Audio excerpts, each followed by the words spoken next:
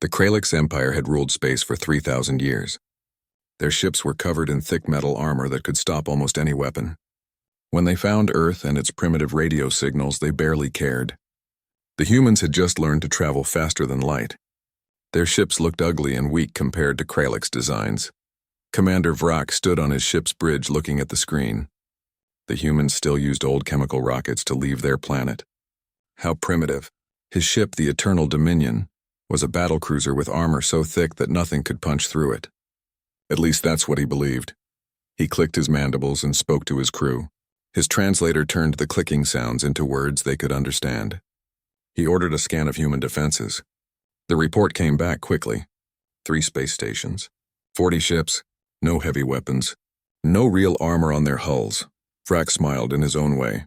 How did these humans expect to survive a fight with no armor? Every species in the galaxy knew you needed thick armor to win battles. The Kralix had perfected this over thousands of years, layer after layer of compressed metal and ceramic. Nothing could get through. On Earth, Admiral Jacob Price stood in the command center of the human flagship Liberty. He was 60 years old with gray hair and a face marked by 3 decades in space. He had overseen the building of Earth's first real war fleet. These ships weren't for exploring. They were for defense. A young officer named Peter Grant called out from his station. The Kralix ships were moving closer. They were heading toward Earth's outer defense line. Jacob asked if the aliens had answered any messages. Peter said no. They were ignoring everything. Jacob looked at the floating display above the command table. The Kralix ships were huge, 3 times bigger than anything humans had built. Intelligence reports from friendly alien species painted a dark picture. The Kralix were conquerors. They took what they wanted and killed anyone who resisted. Jacob gave the order. All ships go to battle stations. Prepare to fight. His voice was calm, but everyone knew what was coming. This was it. Humanity's first real war against an alien empire. Captain Lisa Monroe commanded a destroyer called the Defiant. She had studied every piece of information about Kralix ships. Their armor was their strength. But it was also heavy. The ships moved slowly because of all that weight. They were like floating fortresses. Her weapons officer, Kyle Peterson, reported that the railguns were ready. They had a clear shot at the lead Kralix cruiser. Lisa nodded. The railgun was humanity's answer to a simple problem. How do you break through heavy armor when you don't have energy shields or plasma weapons? The solution was simple physics. Take a solid metal rod, accelerate it to a huge fraction of light speed using magnetic coils. Let mass times velocity do the work. No explosives needed. Just pure kinetic energy. The Kralix ships kept advancing. They had done this 1,000 times before. The pattern was always the same. The primitive species would fire their weapons. The shots would bounce off Kralix armor. Then the bombardment would start. Within hours, the planet would surrender or burn. Commander Vrak watched the human ships holding position. They weren't running away. Strange. Did they not understand how outmatched they were? Perhaps they were too proud to see reality. He would teach them. He gave the order to fire. Blue-white beams of energy shot across space. They hit the human ships hard. 2 small frigates exploded immediately. Their light armor couldn't stop particle beam weapons. A destroyer got hit and started spinning. Air was leaking from holes in its hull. Jacob shouted the order to return fire. Across the human fleet, railguns charged up. The weapons looked simple. Just long tubes with electromagnetic coils arranged in sequence. Each coil accelerated the tungsten rod faster and faster. No fire, no explosion. Just magnetic force. The first wave of shots crossed the distance in seconds. On the Kralix flagship, the defensive officer saw the incoming projectiles on his screen. He expected them to break apart when they hit the armor. That's what always happened with solid projectiles. Instead, the tungsten rods punched through the outer armor like it wasn't there. The kinetic energy was so massive that the metal didn't just crack. It vaporized at the impact point. The rods kept going through the ship. Their passage created pressure waves that ripped through walls and floors. Commander Vrak was thrown from his chair as his ship shook. Alarms started blaring everywhere. He shouted for a damage report. The answer came back and he couldn't believe it. Multiple holes in the hull on several decks. Main power lost on one side of the ship. Crew members dead or injured in many sections. He stared at his screen in shock. 1 shot. The humans had fired 1 wave of shots and his flagship was crippled. This was the pride of the Empire. The ship that had won a dozen battles. How is this possible? He screamed orders to all ships, move, don't stay still. Return fire with everything. But the human fleet was already firing again. The Defiance railguns cycled and fired. Each shot was calculated by computers that knew exactly where to aim. Lisa watched as her rounds hit a Kralix destroyer in the middle. The ship didn't explode. It just broke in half. The structure couldn't handle the hypervelocity impacts. Her weapons officer, Kyle, reported the target destroyed. His voice had awe in it. He was continuing fire on the next ship in line. All across the battle space, the same thing was happening. The Kralix ships were built to absorb energy weapon fire. They found themselves helpless against solid projectiles moving at a fraction of light speed. Their heavy armor was supposed to protect them. Instead, it became a problem. The mass that stopped particle beams couldn't spread out kinetic energy fast enough. Each impact sent shockwaves through the hull structures. Welds cracked. Support beams buckled. Ships that had survived dozens of battles were falling apart. Commander Vrak's ship limped toward the edge of the system. Of 15 ships he had brought here, only 7 could still fight. The humans had lost some ships too, but not nearly as many. This wasn't just a defeat. This was impossible. The Kralix doctrine had worked for 3,000 years. How could it fail now? The answer was simple, but Vrak didn't understand it yet. The Kralix had optimized their defenses for the wrong threat. They had built ships to handle energy weapons, but kinetic impacts were different.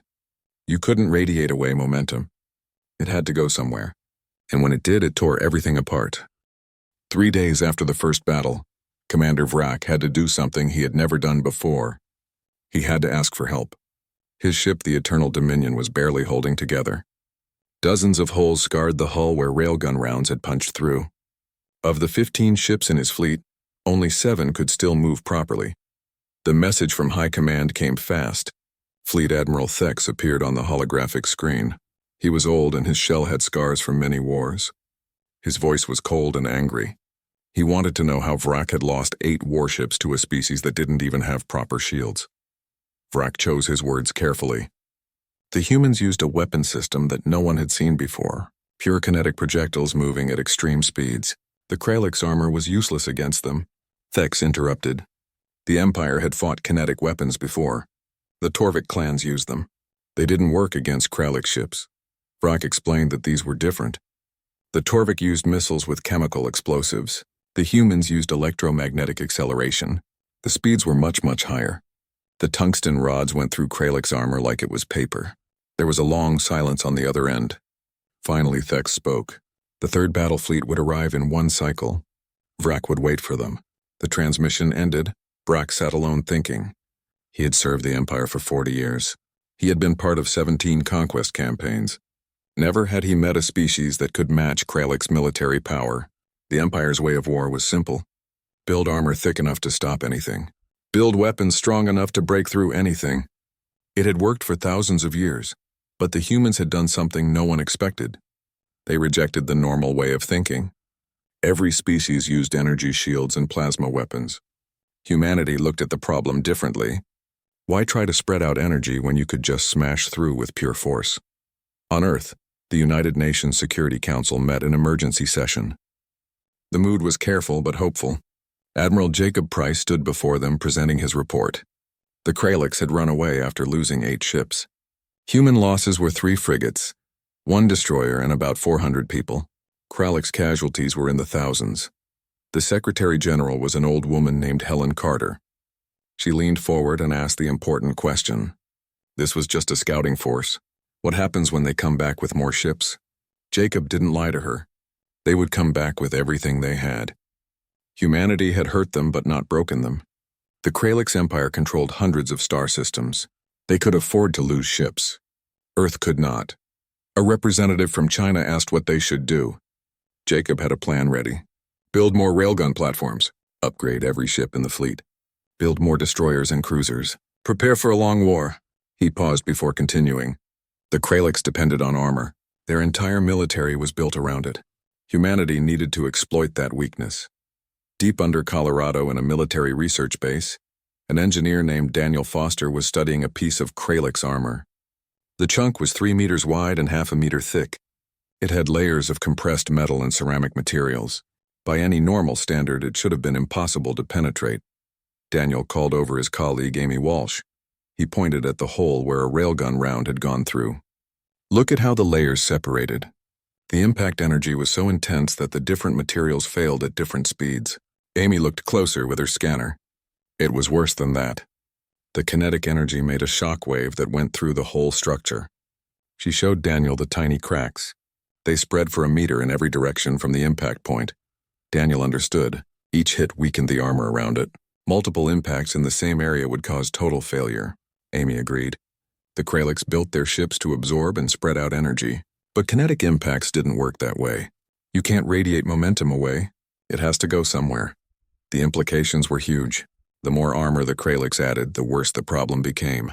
Each extra layer meant more mass to absorb the kinetic energy. But it also meant more structure to crack and break. They had made their defenses perfect for the wrong enemy. Captain Lisa Monroe got new orders 3 days after the battle. Her ship, the Defiant, was getting an experimental weapon system. The Mark III railgun could shoot faster and hit harder than the current model. She asked the installation boss, Gary Thompson, how much faster they were talking about. Gary was a rough man who loved his work. He patted the massive weapon and explained.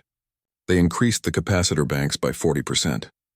They made the acceleration coils 15 meters longer. Current rounds reached 35% of light speed. These new ones would hit 42%. At that speed, you weren't just punching through armor. You were creating small fusion reactions on impact. Lisa was impressed. Fusion reactions. Gary nodded. The kinetic energy was so high that it turned the target material into plasma. You got a plasma jet cutting through the ship. It was like a shaped charge, except you didn't need explosives. Physics did all the work. The upgrade took 2 days of constant work. When it was done, the Defiant looked different. The bigger railgun turrets dominated the ship's profile. It looked aggressive and dangerous. The crew started calling it the Kralix Killer. Meanwhile, the Kralix Third Battle Fleet was gathering at the edge of human space.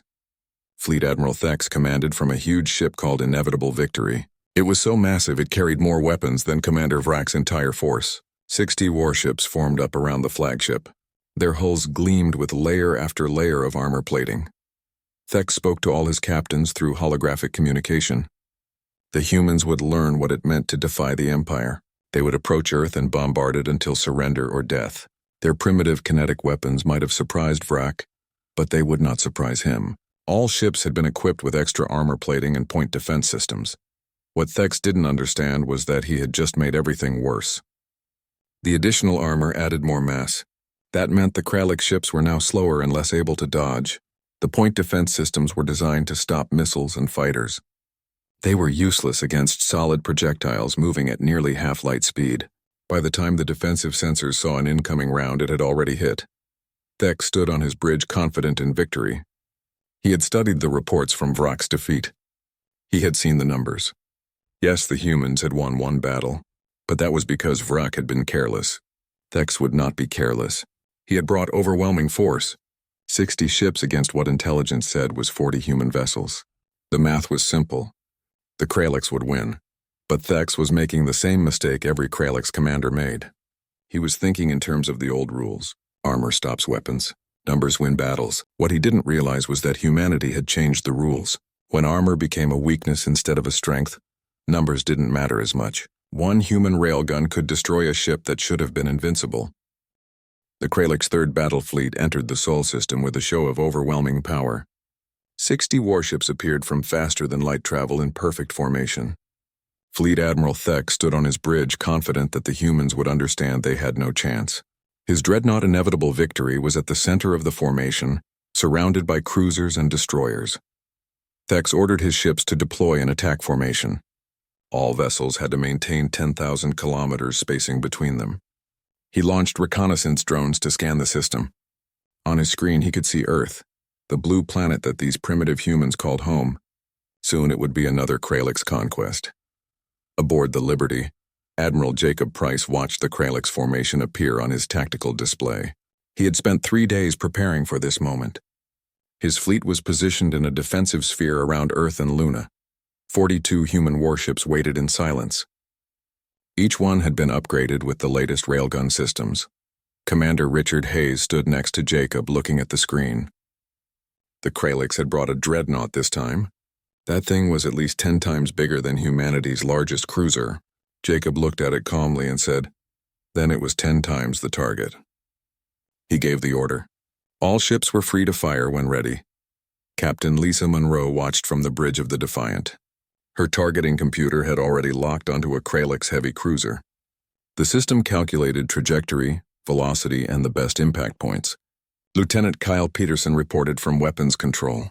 The Mark III systems were charged and ready. Lisa told him to fire when he had a clean shot. The Defiant's new railguns discharged with a flash of electromagnetic energy.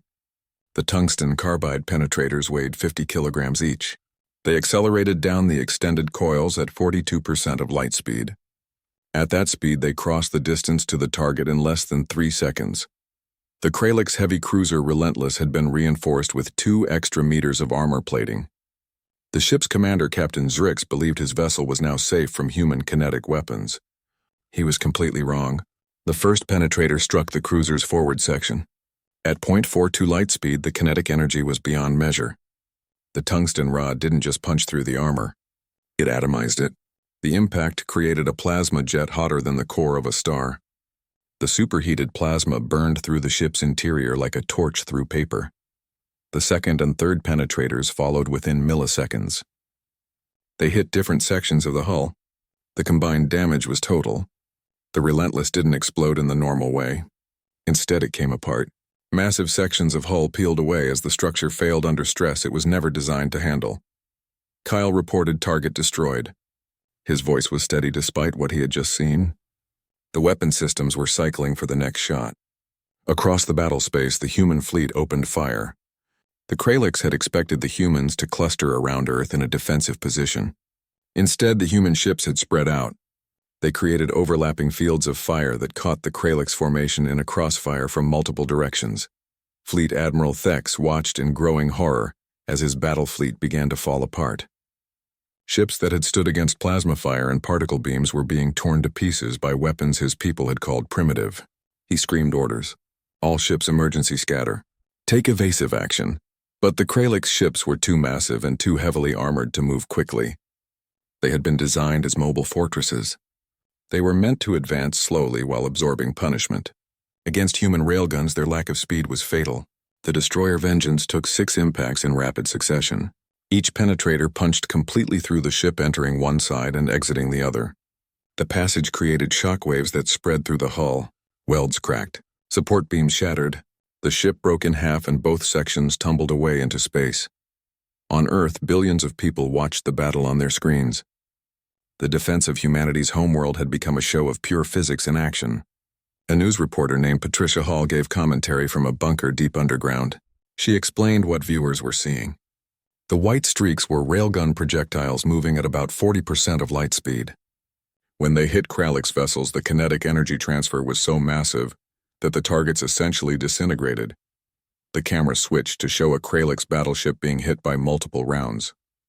The armor plating that should have protected the ship instead made the damage worse. Each layer of metal transmitted the shockwave deeper into the structure. Fleet Admiral Thex realized he was losing. In 30 years of military service, he had never been defeated. The Kralix military doctrine had been proven against dozens of species. But the humans had found a basic flaw in that doctrine and used it without mercy. His tactical officer reported they had lost 18 ships. The dreadnought had taken multiple hits but could still fight. The officer recommended they withdraw and reassess the situation. Thex's pride fought against his tactical sense. Retreat would be humiliating.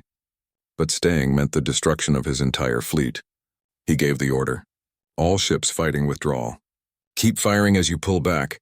The Kralix formation began to retreat. Their massive particle beam weapons kept firing. The Liberty took a direct hit. The beam punched through her forward armor and destroyed 3 decks. Alarms blared as damage control teams rushed to seal the breaches. Commander Richard Hayes shouted reports. Hull breach on decks 2 through 4. Main sensor array lost. Casualty reports coming in. Jacob gripped his command chair as the ship shook under another impact. He ordered the fleet to keep firing. Don't let the Kralix disengage cleanly. The human fleet pressed their advantage. The destroyer Valiant under Captain George Miller positioned itself to intercept the retreating dreadnought. It was like a small dog attacking a bear, but George had a plan. His executive officer, Lieutenant Nina Brooks, asked if he was sure about this. That ship had more armor than the entire human fleet combined. George studied the tactical display. The dreadnought was wounded.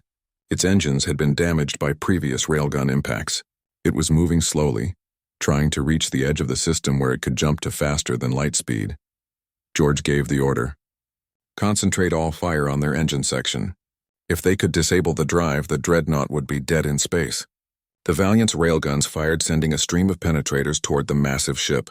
Most of the rounds struck the heavily armored stern. The impacts created failures in the armor. One penetrator found a weak point where previous damage had broken the hull. It punched through into the engine room. The result was spectacular. The dreadnought's fusion containment failed. For a brief moment, a miniature star appeared in the darkness of space. Magnetic bottles ruptured and superheated plasma escaped. The explosion tore the stern section apart and sent the rest of the ship tumbling out of control.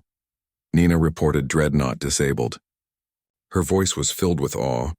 They had just killed a dreadnought. Fleet Admiral Thex found himself aboard a dying ship. Emergency lighting cast red shadows across the bridge. His crew fought to maintain life support. The artificial gravity had failed, leaving everyone floating. Thex asked for a damage report, though he already knew it was bad. Main engines offline. Multiple hull breaches across all decks. Life support failing in the rear sections. Weapons offline. They needed to evacuate. Thex looked at the tactical display one last time. Of 60 ships he had brought here, fewer than 30 could still fight. The humans had lost ships too, but not nearly as many. This wasn't just a defeat. It was a disaster. He gave the final order. Signal all ships. Full retreat. Abandon any vessel that cannot make faster than light speed. The words were bitter, but there was no choice. The surviving Kralix ships jumped away, leaving behind wreckage and debris. The Battle of Sol was over. Humanity had won again. After the Battle of Sol, the Kralix Empire faced a crisis unlike anything in 3,000 years. The loss of the Third Battle Fleet sent shockwaves through their military command. Emergency sessions of the War Council lasted for days as admirals and strategists tried to understand what had gone wrong. The uncomfortable truth was simple. Their armor was obsolete. Grand Admiral Krell was the highest-ranking military officer in the Empire. He stood before the assembled council on the capital world of Krelixar Prime. Behind him, a holographic display showed footage from the battle. It was frozen on the moment when the dreadnought inevitable victory broke apart. The image was hard to look at. Krell spoke in a grave voice. The Empire had been fighting wars the same way for thousands of years. Their ships were fortresses designed to withstand energy weapons, but the humans had introduced something they never expected. Against kinetic weapons at these speeds, armor was not just useless. It actually made things worse. Council member Vesh was a veteran of many campaigns. He clicked his mandibles in disagreement. Surely they could just add more armor, thicker plates, better materials. Chief Engineer Drax interrupted him. That would make the problem worse. The human railgun penetrators transferred kinetic energy directly into the hull structure. More mass meant more material to transmit that energy through. The shockwaves tore ships apart from the inside. Another council member spoke up. Then they needed to develop their own kinetic weapons. Fight the humans with their own technology. Krell shook his head. Their shipyards were not designed for that kind of change. It would take years to retool the entire fleet. Years they did not have. The humans had proven they could defend their space. If the Kralix did not adapt quickly, they risked losing respect from their subject species. The Empire's stability depended on appearing invincible. The discussion continued for hours. Various ideas were proposed and rejected. Energy shields that could stop solid projectiles required technology the Kralix didn't have. Evasion tactics were impossible for ships as massive as theirs. Point defense systems couldn't track targets moving at half-light speed. Finally, Engineer Drax presented a different approach. What if they didn't try to stop the penetrators? What if they let them pass through? The council chamber went silent. Krell gestured for him to continue. Drax explained his idea. The human projectiles were solid rods. They punched through armor and created shockwaves that destroyed the ship's structure. But what if they redesigned ships with minimal solid structure? Compartmentalized designs with empty space between critical systems. The penetrators would pass through without hitting anything vital. Vesh asked if Drax was suggesting they abandon armor entirely. Not entirely, Drax said. They would maintain enough plating to protect against energy weapons and debris. But they would stop trying to make ships into impenetrable fortresses. They would make them more like human ships, maneuverable, dispersed. Harder to hit in the first place. It was a radical change from 3,000 years of tradition. But as the Council watched the battle footage again, seeing ship after ship torn apart, the logic became clear. Krell asked how long such a redesign would take. For existing ships, it was impossible. The hull structure was built into their design. But for new construction, they could have prototypes within 3 cycles. A new fleet within 10. Krell made his decision. Begin immediately. In the meantime, they would not engage human forces. They needed time to rebuild. On Earth, the mood was celebratory but careful. Humanity had won a major victory, but Admiral Jacob Price understood the Kralliks would return. They were not a species that accepted defeat easily. In a secure briefing room at UN Space Command headquarters, Jacob met with senior staff and civilian leadership. President Marcus Coleman had been elected on a platform of military preparedness. He listened carefully as Jacob outlined his concerns. The Kralliks had withdrawn, but they controlled over 300 star systems. Humanity had hurt them badly but hadn't broken their ability to fight. They would regroup, and when they came back, they would have adapted. President Coleman asked if Jacob thought they would develop railgun technology. Possibly, Jacob said. But more likely they would change their ship designs. The Kralliks weren't stupid. They understood why they lost.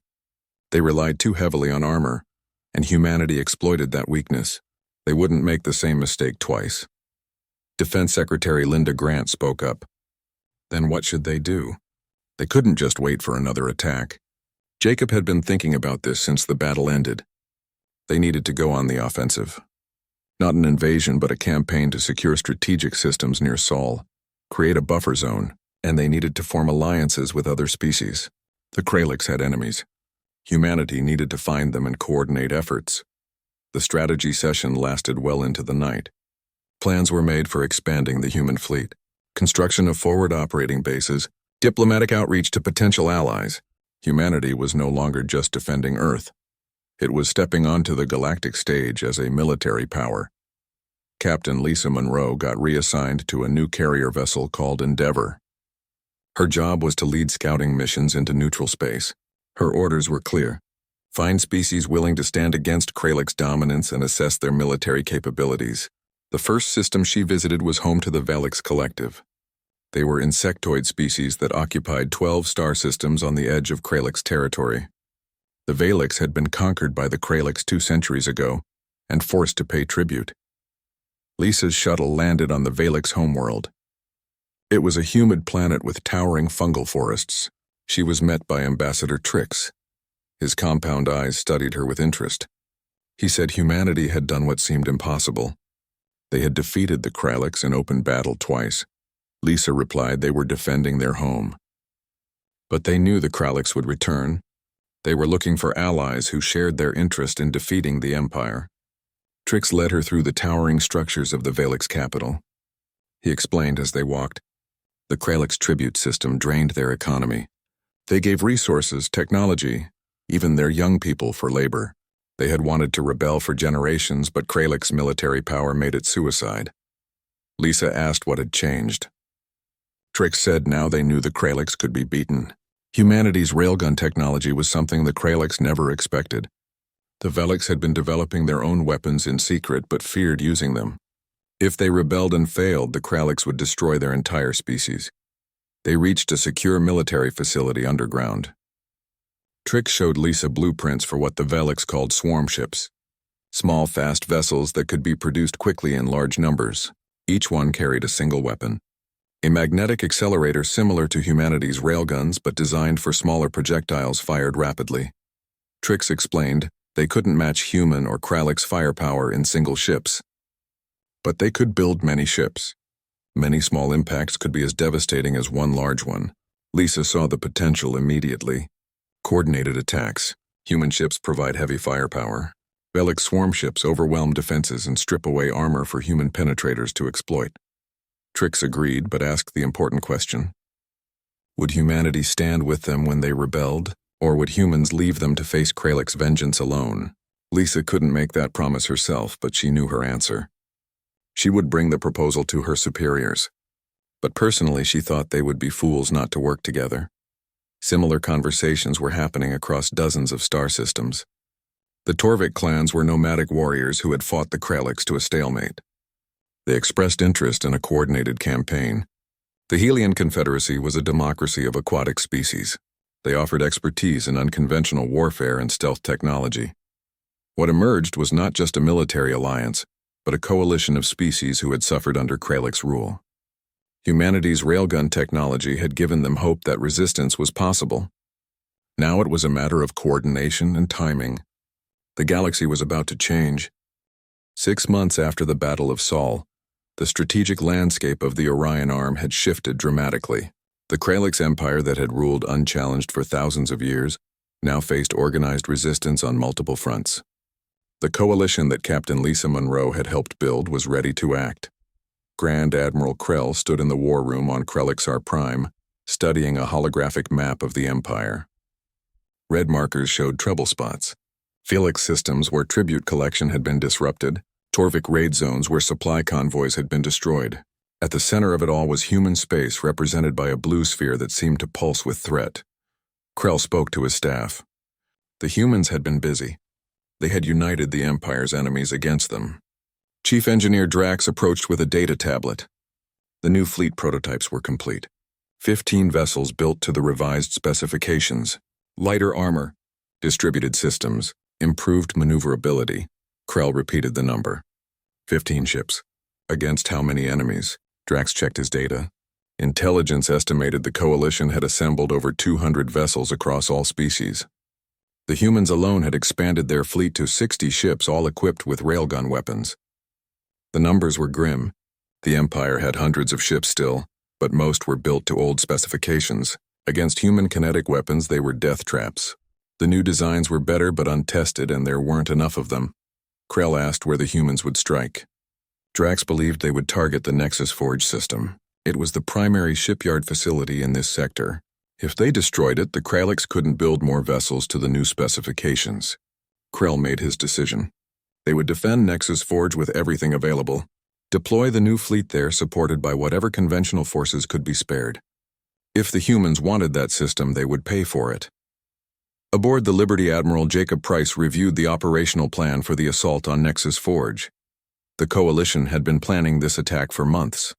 Success would cripple Kralik's shipbuilding in the region. Failure would break coalition morale and embolden the Empire. Jacob explained the plan to his ship commanders through holographic conference. The Velik swarm ships would go in first. Their job was to overwhelm Kralik's point defenses and draw fire. The Torvik clans would hit the flanks with fast attack runs. The main human fleet would follow and deliver killing blows. Captain George Miller, whose destroyer Valiant had disabled the dreadnought at Sol, raised a concern. Intelligence suggested the Kraliks had new ship designs. They didn't know their capabilities. Jacob acknowledged this, which was why they wouldn't underestimate the enemy. Stay mobile, maintain spacing. Don't let them concentrate fire on any single target. No one had questions. Every commander understood the stakes. This wasn't just another battle. It was a statement to the galaxy. The Kraliks could be beaten, and the coalition was strong enough to take the fight to them. The coalition fleet assembled at the edge of the Nexus Forge system. 60 human warships, 80 Velik swarm vessels, 30 Torvik raiders, support craft from a dozen other species. Flags and insignias from across the Orion Arm flew together, united in purpose. Captain Lisa Monroe commanded a strike group of 6 destroyers, including the Defiant. Her role was to eliminate Kralik's capital ships while smaller coalition vessels kept escorts busy. She studied the tactical display as the fleet prepared to jump. Her communications officer announced all ships ready. Lisa said they should go make history. All vessels jump on her mark. 3, 2, 1, mark. The coalition fleet emerged from faster-than-light transit directly above the Nexus Forge shipyards. The Kraliks had been expecting them. The system was heavily defended. 30 Kralix vessels, including 5 of the new design, formed a defensive screen around the massive orbital construction facilities. Jacob gave the order. Velik swarm ships begin attack run. The Velix vessels streaked forward like a cloud of angry insects. Each ship was small, barely larger than a human fighter. But there were 80 of them, and they moved with coordinated precision. Their magnetic accelerators opened fire, sending streams of small projectiles toward the Kralix line. The Kralix point defense systems lit up space with defensive fire, but there were too many targets. Dozens of swarm ships were destroyed in the opening seconds, but the rest pressed on. Their projectiles, while individually less powerful than human railgun rounds, began to strip away armor plating and damage external systems. Jacob commanded the Torvik raiders forward. The Torvik ships came in from 3 different directions. Their sleek hulls were designed for speed and agility. They didn't try sustained combat. Instead, they made high-speed passes, launching volleys of missiles and particle beam fire before accelerating away. The tactic forced the Kralix to divide their attention and defensive fire. Jacob ordered the human fleet to advance. Engage at will.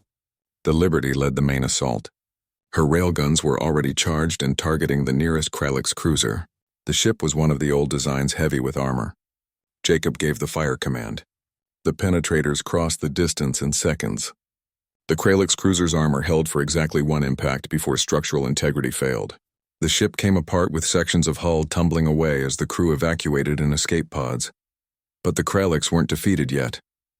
The new ship designs moved forward to engage, and immediately Jacob saw the difference. They were fast, almost as maneuverable as human vessels. When railgun rounds hit them, the damage was contained. The shots passed through without causing catastrophic failures. Jacob ordered his fleet to target the new designs. Concentrate fire. Multiple ships on single targets. Lisa's strike group engaged one of the new Kralix vessels. It was designated a cruiser, but looked nothing like traditional Kralix ships. Instead of thick armor plating, it had a skeletal structure with minimal external hull. Compartments were separated by empty space. Lisa realized what she was seeing: a distributed design. They were trying to let shots pass through empty space.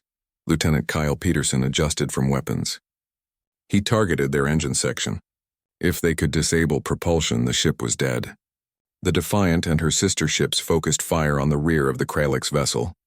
Even with distributed design, critical systems needed physical connections. Power conduits, fuel lines, structural supports, all vulnerable to kinetic impacts.